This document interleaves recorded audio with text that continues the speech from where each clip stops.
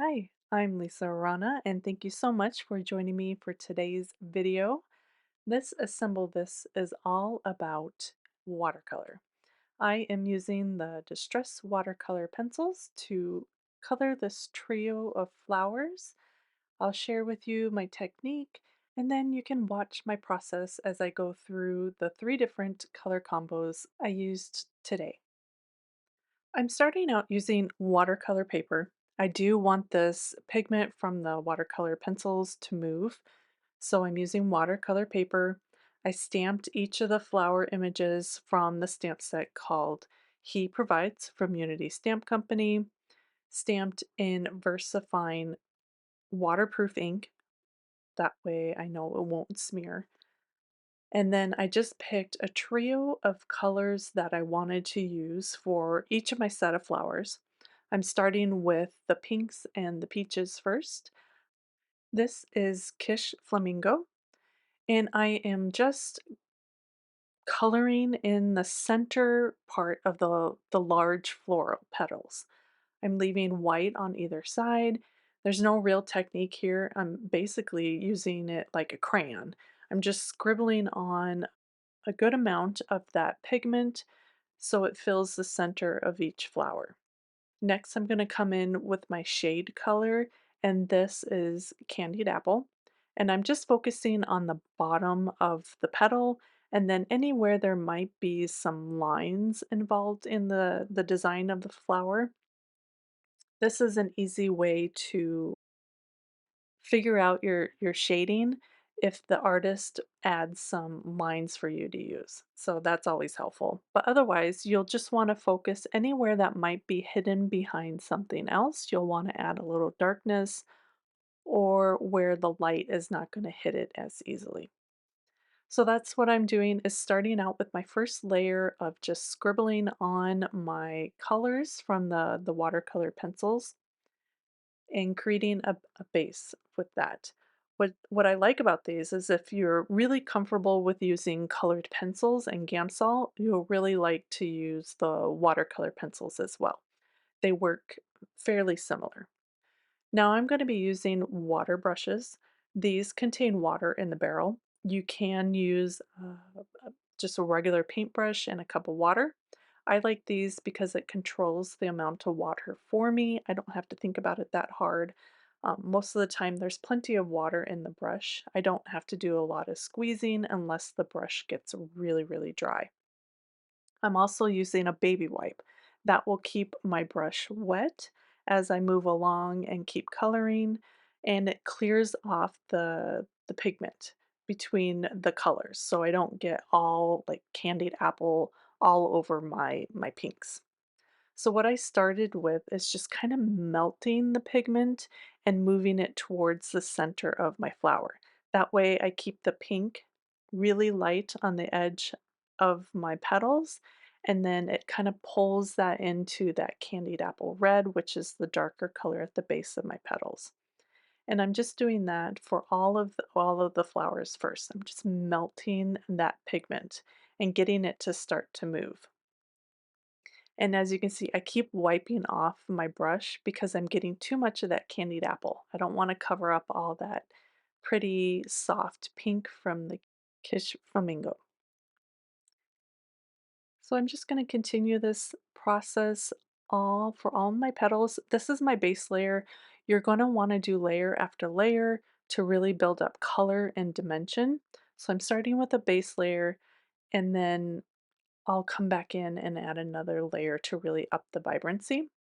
You'll notice when I get to the candied apple, I like to do a stippling technique. It's where it's almost dotted on like pointillism in art. So it's almost like little tiny dots that I'll just kind of fill in the bottom of the petal and then slowly move it up uh, to kind of blend it into the top softness of the Kitsch Flamingo. What I also like about these water pens is they don't use as much water. So my layers tend to dry fairly quickly, and that way I can layer pigment over my previous layer and I don't have to wait a long time to wait for those layers to dry. If you're using a paintbrush, just use less water. You'll have to play around with your technique. It just takes a lot of practice, and don't get discouraged. This has taken me years to really build up my technique and how I like to watercolor. So you'll find your method as you keep practicing and playing with different types of mediums and ink. Um, if you followed me for a long time, I love to use all the Distress products. I'll use the Distress inks, I'll use Distress oxides. Now I have these watercolor pencils. I use them all for watercolor because they all have a slightly different effect in the end, but they all work beautifully and they all work beautifully together. I don't have to really think hard about my colors because they're all named the same. So it's really easy to kind of move between them all just because of that reason.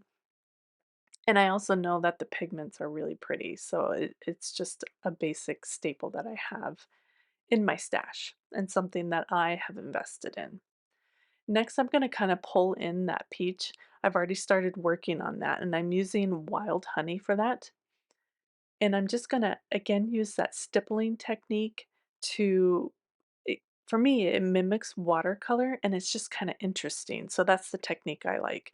And I'll use the wild honey towards the tip of the petal and maybe a little bit into the base to kind of add that peachy color. And they all tend to kind of just nicely meld together. Just that little bit of water from the brush helps it to melt into the previous layer. And I'm going to continue this on. This entire bouquet is going to be all the same colors. I wanted this particular card to be very monochromatic with peaches and pinks, so I kept my bouquet all one color. With the other ones, I'm going to switch up my colors a little bit just because I wanted to play around with different combinations and to kind of give you a different idea of how to use the different colors for cards as well. So I'm just going to put the rest of this video to music. You'll see basically the same, I use the same process for every flower combination and then for the leaves as well. I use the same colors for the leaves and the stems for all three bouquets, so that doesn't change. And then towards the end, I'll come back and add some more voiceover for how I added this mixed media look to the end using a black and white pen. And I'm also going to be speeding up the process. This video got really, really long. So in order to kind of help shorten it a little bit, I'm going to speed up the process so you can just watch me color to a bit of music.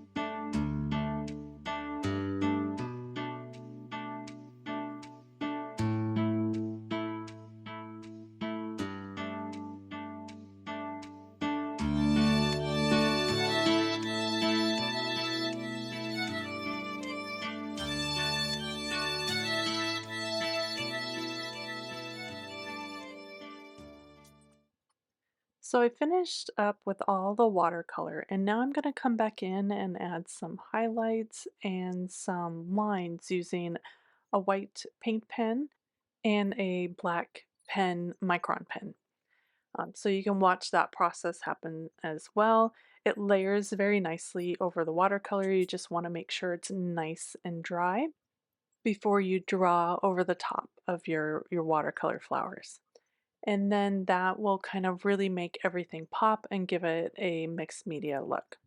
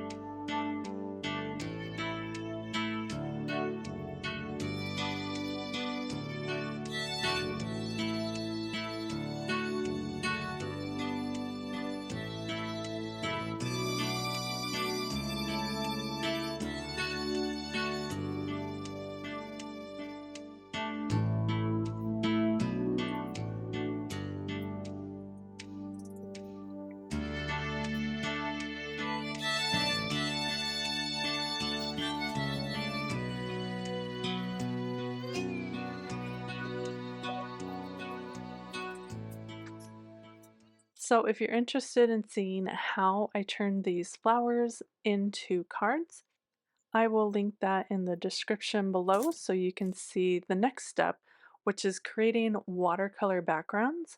Again, using the same colors I used in the flowers, but I'll be using Distress inks to create like a watercolor background effect for some really pretty shabby chic cards.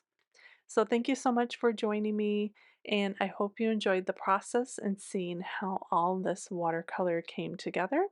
And I hope to see you in the next video where we finish assembling these cards. Bye!